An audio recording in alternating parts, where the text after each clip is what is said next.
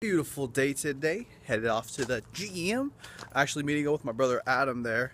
We haven't worked out in months, so that's gonna be a good workout chilling with him. Guarantee you he's weak as fuck, but that's just the way it is. Oh man, I still start my workouts like this. Cracking them hips, know what I'm saying? Dope. Get that booty ready. Here we go, boys. Hey, look, it's Adam Ogus. He's about to do overhead press with 25 per side. Wow. Come on, man, you had my pre-workout. Let's go. Is that? It is. Someone is benching in the Smith machine. Wow. Oh, here he goes. I have to get that weight. Nice form. Very clean.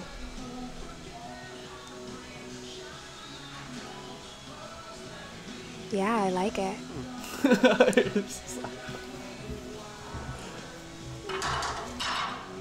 Good job, Adam. Not bad. Like that red face. So that was Brianna trying to give y'all some commentary. She did pretty good. Good job. Good job. Okay. Here I am going for 215 for a set of 5. Overhead press. Clench that booty, boys. Clench it. Protects that lower back. I always get asked, how did I get strong at the overhead press? Well, I just fucking did a lot of overhead pressing. That's pretty much it. Overhead press been doing it for like over 2 years now, I believe. So I've had some good practice at it. I always feel myself, make sure my form is on point. And I study the movement a lot. But also I just overhead press quite a bit. For the longest time, pretty much like once a week on average. So that's my frequency with the overhead press, and that's how I've been able to bring it up. Plus doing the Jim Wendler 531 program for almost a year straight without ever having, basically with non-stop progress under that program. So it's quite a bit of progress for a full year. I've actually hit 225 for more than a rep. I think I've done 235, maybe 240 as a 1 rep max, and that was with pretty somewhat decent form, like not turning it into an incline press. Although for everyone, as you get higher and higher to your 1 rep max, it kind of does turn into a slight incline press to varying degrees for different people. Though I try to keep myself as strict and vertical as possible on that. After that, we hit some horizontal pulley rows like this. I don't normally do these, and since I was working out with Adam, I figured we'd do something pretty simple. So we just hit these. One thing that I make sure on my horizontal pulls like this, and even vertical for the most part, is that it's not 100% necessary to like get a complete crazy ass lockout. You know, the negative portion of the movement going all the way out and locking out those elbows. So that's why I don't really do that. Next up, these right here, and you'll notice the difference between mine and Adam's. In the past, I would really lock this out really hard, and I've kind of just learned from trial and error myself is that it's probably beneficial if I don't get a solid ass crazy hardcore lockout on these. So you'll notice the difference between the way I do it and the way Adam does it. So pay attention right here.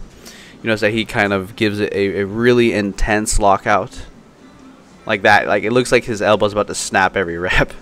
But that's just something that each and every one of us is going to kind of gauge for ourselves, which exercises and to what extent we lock out hard. For example, on bench press, that's one exercise that I can lock out as hard as I want to. In fact, I find it beneficial for me. But other exercises like, say, skull crushers, or perhaps these, but not to a great extent. Exercises like skull crushers are ones where getting a crazy hardcore lockout is not very necessary, and in fact, kind of hurts myself a little bit. So, anyways, after that, these push downs right here, keeping it really strict. What I do is I'll normally do a few sets, 2 or 3 sets of strict ones, and then I'll do, like I said, some Ripito sets where I start the movement at the top. with my elbows up, and then I pull down using pull down my elbows using my lats and my triceps, and then do an extension.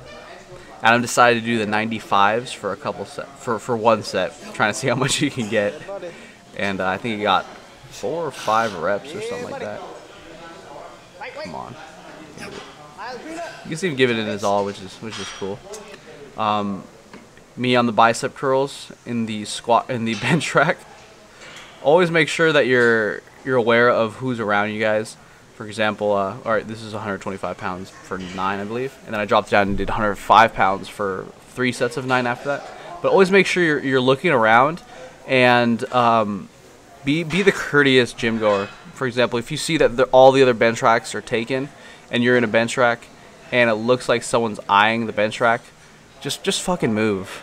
Take your bar somewhere else so that he can bench there. That's always how I've trained for the longest time. Example, if I'm doing anything but squats or overhead press in the rack, I'll always make sure if anyone comes close, I'll be like, hey dude, you want to use this? It's just common courtesy, and I think it goes a long way in making the world a better place. Finish it off with face pulls. But I must say, the worst fucking thing in the entire galaxy is when I see someone approaching the squat rack. I have a feeling that he wants to squat. I'm like, hey dude, do you need to use the rack?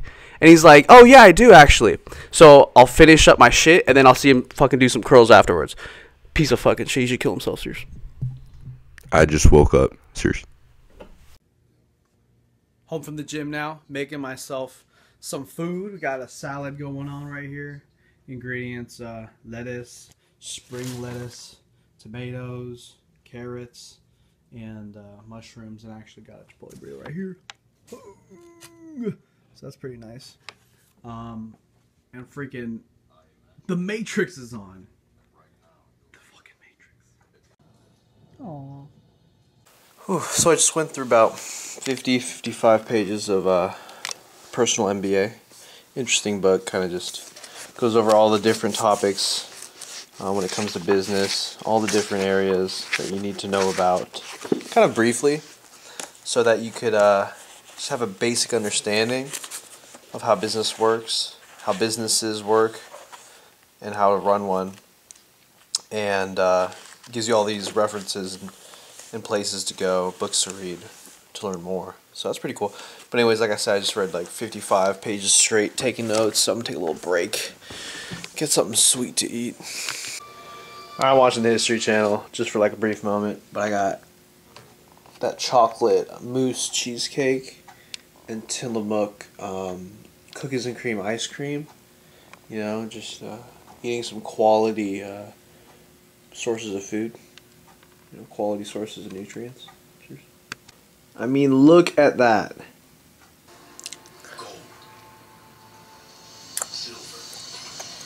That is delicious. Let's try this. Wow. Hey, quit being a little bitch! Ogus cake!